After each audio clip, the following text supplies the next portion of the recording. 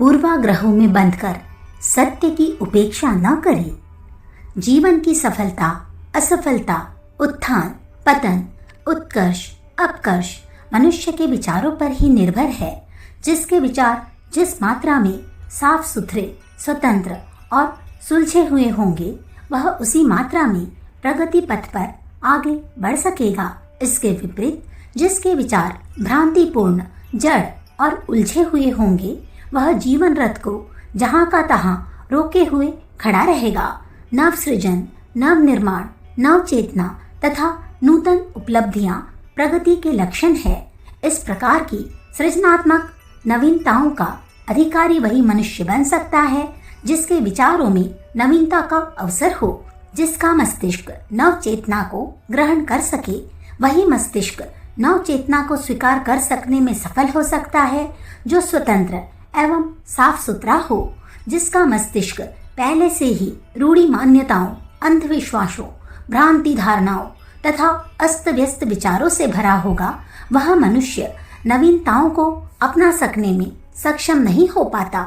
मान्यताओं, पूर्ण धारणाओं एवं विश्वासों का बंदी मस्तिष्क अपनी स्वतंत्र सत्ता खोकर प्रगतिशीलता से वंचित हो जाता है। उसे तो अपनी पूर्वता में ही पड़े रहने में उसी प्रकार सुख, संतोष तथा सुरक्षा विदित होती है जिस प्रकार एक लंबे समय तक पराधीनता में पड़े रहने वाले दास मालिक की गुलामी और उसके अनुसार उसकी आज्ञा पालन करते रहने से उसकी स्वतंत्र चेतना, स्वतंत्र विचार शक्ति नष्ट हो जाती है, जिससे वह इस डर से स्वाधीन होने की बात नहीं सोच पाता कि यहाँ से छूटकर वह कहाँ जाएगा, क्या करेगा, उसके लिए जीवन एवं जीविका का क्या मार्ग रह जाएगा। वह पथ भूल सकता है, किसी अनजान आपत्ति में फंस सकता है और अनजाने भविष्य में चलकर अंधकार में खो सकता है। तब उसकी यह अच्छी बुरी परिस्थिति जिससे कि वह परिचित है, यह अच्छा बुरा संतोष जिसे वह पाए हुए है और वह मीठा कड़वा आश्रय जो उसे मिला हुआ है, सभी चला जाएगा, जिससे वह न जाने कितनी असहाय स्थिति में पड़कर दिग्भ्रांत हो जाएगा। दास की यह पराधीन विचारधारा ही उसे स्वाधीन होने और उन्नति की ओर जाने वाले स्वतंत्र पथ पर पग रखने का साहस नहीं करने देती, जिससे वह अपने परिचित अंधकार में पड़ा पड़ा जीवन नष्ट कर देता है। मनुष्य जिस समाज, संप्रदाय अथवा वर्ग जाति में जन्म लेता है, बढ़ता और रहता है, उसकी परंपरागत मान्यताओं एवं धारणाओं को अपना लेता है। उन्हीं मान्यताओं के बीच एक लंबे समय तक रहने सहने के कारण वह उनका अभ्यस्त बन जाता है। वह अभ्यास जब धीरे धीरे बढ़कर उसके संस्कार के साथ समन्वित हो जाता है, तब वह उसके प्रति न केवल पक्षपाती ही बल्कि दुराग्रही तक हो जाता है। पक्षपाती मस्तिष्क में एक बड़ा दोष यह होता है कि जिस बात के प्रति उसका आग्रह रहता है, फिर उसकी भलाई, बुराई, हानि, लाभ के विषय में विचार नहीं करना चाहता। अपनी इस सहज दुर्बलता के कारण उसे गलत होने पर भी अपना पक्ष सत्य ही प्रतीत होता है। उसके प्रतिकूल अथवा भिन्न बात को वह सर्वथा असत्य, अयुक्त एवं अग्राह्य समझने लगता है। अपनी मान्यता के विरुद्ध किसी भी तर्क, दलील अथवा संशोधन को स्वीकार कर सकना उसके वश की बात नहीं रहती। ऐसे पक्षपाती मस्तिष्क वाले व्यक्ति किसी नवीन विचार, नवीन पद्धति अथवा नूतन मान्यता को अंगीकार करने का साहस नहीं कर पाता, जिससे प्रगति की ओर बढ़ सकना संभव नहीं रहता।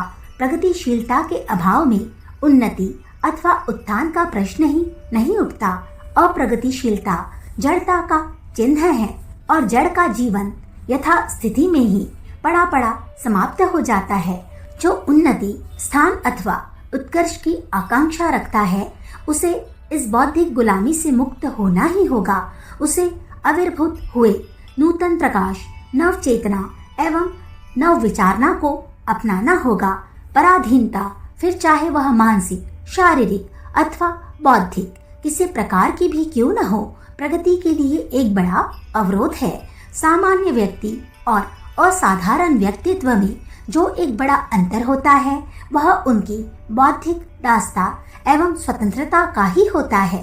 सामान्य व्यक्ति अपने आसपास के वातावरण में प्रचलित मान्यताओं, धारणाओं एवं विश्वासों को जाने अनजाने ज्यों का त्यों अपना लेता है।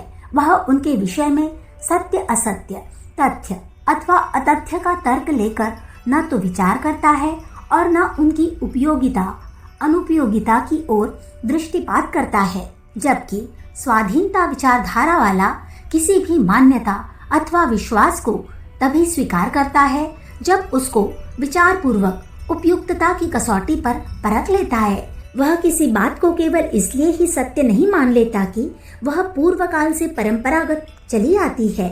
ऐसे ही स्वतंत्र एवं प्रगतिशील विचार वाले लोग सड़ी गली मान्यताओं, अबुद्धि सम्मत विश्वासों एवं आधारहीन धारणाओं से अलग होकर समयानुकूल युक्त एवं उपयोगी विचारधारा समाज अथवा राष्ट्र को देकर असामान्यता के लक्षण प्रकट करते हैं और मानव समाज के पथ प्रदर्शक बना करते हैं। यह क्षमता पराधीन अथवा पक्षपाती मस्तिष्क में नहीं होती कि वह समय की मांग, समाज की आवश्यकता को ठीक से देख, समझ और परख सके और तदनुसार पथ एवं प्रकाश दे सके। पथ और प्रकाश लेकर असामान्य स्थिति पा सकना तो दूर, पराधीन विचार तथा पक्षपाती मस्तिष्क वाला व्यक्ति मान्यताओं के प्रति दुराग्रह में अपनी हानि देखता हुआ भी उन्हें छोड़ नहीं पाता। मान्यताओं एवं विश्वासों के प्रति पूर्वाग्रह के कारण अनेक लोग प्रस्तुत परिस्थितियों में हार कर हानि तक कर लेते हैं। जैसे किसी की मान्यता है कि किसी दूसरी जाति के व्यक्ति के हाथ का पानी नहीं पीना चाहिए, किंतु वह एक ऐसी परिस्थिति में फंस जाता है कि उसके पास न तो अपना लोटा डोर है और न उस समय कोई परिचित व्यक्ति है, तो उस पूर्वाग्रही के सामने प्यासे मरने के अतिरिक्त अन्य कोई मार्ग नहीं रह जाता। ऐसे अनेक दुराग्रही व्यक्तियों के प्यास से मरने के समाचार सुनने में आए और आते रहते हैं।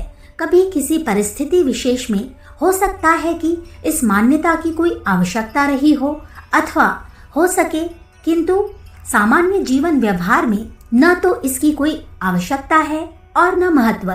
ऐसी मूढ़ मान्यताओं के व्यक्ति स्टेशनों तक पर नलों अथवा सप्लाई का पानी नहीं पीते और न बच्चों को पीने देते हैं, जिससे वे अनेक घंटों प्यास से खुद परेशान रहते हैं और बच्चों को भी रखते हैं।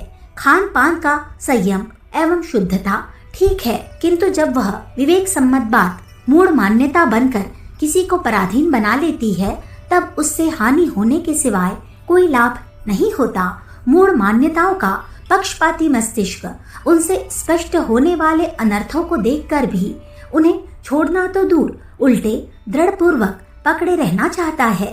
उसके दोष बतलाने अथवा संशोधन करने के लिए कहने वालों से लड़ने झगड़ने तक पर तुल जाता है और जब तक उसका वश चलता है हितोपदेशक का विरोध ही करता रहता है।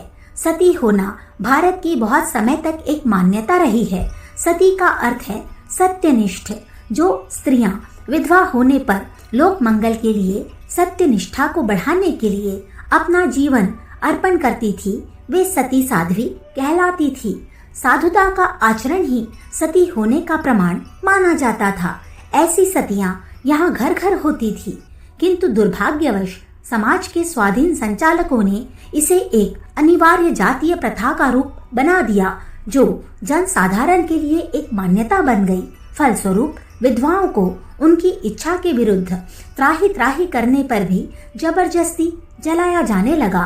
परंपरावश इस मूढ़ मान्यता के प्रति अनेक जातियों में इतना पक्षपात उत्पन्न हो गया कि जब राजा राम मोहन राय जैसे शुभ चिंतकों ने असहाय विधवाओं के इस हठदाह को बंद कराने का प्रयत्न किया, तो न केवल लोगों ने उनका विरोध ही किया, बल्कि उनको जाति बाहर भी कर दिया। अनेक दुराग्रहियों ने तो उनके प्राणों के लिए संकट उत्पन्न कर दिया, जिससे उन्हें देश छोड़कर विदेश तक जाना पड़ा। कुछ समय बाद जब पक्षपातियों का तिरोधान हुआ अथवा प्रबल प्रयत्न द्वारा उक्त दाह कर्म के प्रति लोगों का पक्षपात कम हुआ, तो लोगों की समझ में आया कि जिसको वे धर्म का एक अंग समझते थे, वह सतीदाह एक मूढ़ मान्यता मात्र ही थी। आज समाज में सतीदाह के प्रति किसी में पूर्वाग्रह न होने से उसकी चर्चा आने पर तत्कालीन लोग की उस भ्रष्ट मान्यताओं पर खेद प्रकट करने लगते हैं। मूढ़ मान्यता के कारण ही पृथ्वीराज ने शरणागत गौरी को 17 बार क्षमा कर देश को गुलाम बनाया। मूढ़ मान्यता के कारण ही मुसलमान द्वारा कुएं में डूबे जाने का भ्रम हो जाने से गांव के गांव मुसलमान हो गए। मूढ़ मान्यता के कारण ही शत्रु पर रात में आक्रमण न करने से हजारों हिंदू राजे महाराजे मुसलमानों तथा अंग्रेजों से हारे। मूढ़ मान्यताओं के कारण ही करोड़ों हिंदू अस्पृश्य बने हुए समाज द्वारा व्यक्त पड़े हैं, जिन्हें बहकाकर ईसाई अपनी संख्या बढ़ाते चले जा रहे हैं। इस प्रकार की सामाजिक ही नहीं, न जाने कितनी व्यक्तिगत मूढ़ मान्यताएं अंधविश्वासों के रूप में लोगों में भरी पड़ी है, जिससे ओझे, सियाने, ज्योतिषी तथा वंचक लोग लाभ उठाते हैं। अनेक मूढ़ मान्यताओं के कारण न जाने कितनी स्त्रियां अपना धन और शील ठगती है और अनेक पुरुष प्रवंचकों के चक्कर में आकर प्राण तक गवा बैठते हैं, किंतु फिर भी उन्हें त्यागने में अभिरुचि नहीं रखते। इसका कारण यही है कि परंपरावश उनके मस्तिष्क उनके प्रति पक्षपाती हो गए हैं, जिससे उन्हें छोड़ने का साहस नहीं कर पाते। पक्षपाती मस्तिष्क में केवल यही दोष नहीं होता कि वह अपनी मान्यताओं एवं विश्वासी के प्रति दुराग्रही होता है, बल्कि वह अन्य लोगों की मान्यताओं एवं विश्वासों के प्रति असहिष्णु भी होता है, जिसके कारण यूरोप, एशिया में न जाने कितने बार रक्तपात हुआ है और भारत तो इन सांप्रदायिक विवादों के कारण जर्जर ही हो गया है। अविवेक पोषित मान्यताओं के प्रति पक्षपात एक भयानक दोष है, जो व्यक्ति, समाज अथवा राष्ट्र को हानि पहुंचाए बिना नहीं रहता। इस प्रकार का दोष मनुष्य में आता तभी है जब वह किसी बात में निहित सत्यासत्य का निर्णय किए बिना उसे स्वीकार कर लेता है। यह आवश्यक नहीं है कि जो मान्यताएं कभी प्राचीन काल में हितकारी अथवा आवश्यक रही हो, वह आज भी उसी प्रकार उपयोगी हो, और न यही आवश्यक है कि जो मान्यता, विश्वास अथवा धारणा कुल, वंश अथवा समाज में परंपरागत चली आ रही है, उसे यथावत अपना ही लिया जाए। नवीन अथवा प्राचीन कोई भी बात क्यों न हो, उसे अपनाने से पूर्व किसी भी मनुष्य को अपनी स्वतंत्र विवेक बुद्धि से उसके सत्यासत्य एवं उपयोगिता अनुपयोगिता का निर्णय कर लेना चाहिए। परमात्मा ने मनुष्य को बुद्धि तत्व इसलिए ही दिया है, किंतु यह संभव होगा तभी जब अपने मस्तिष्क को पहले से ही किसी मान्यता अथवा विश्वास का दास न बना दिया गया हो और पक्षपात के दोष से उसे सर्वथा मुक्त रखा गया हो। उचित को अपनाना और अनुचित के प्रति दुराग्रह करना ही लक्षण है, जिसे मनुष्यता कहा जा सकता है। अखंड ज्योति, फरवरी सन 1967, पृष्ठ संख्या 12, 13, 14। हमारे YouTube चैनल विचार क्रांति दूत अखंड ज्योति पत्रिका को सब्सक्राइब करें एवं अगली वीडियोस प्राप्त करने के लिए बेल आइकन दबाएं। धन्यवाद।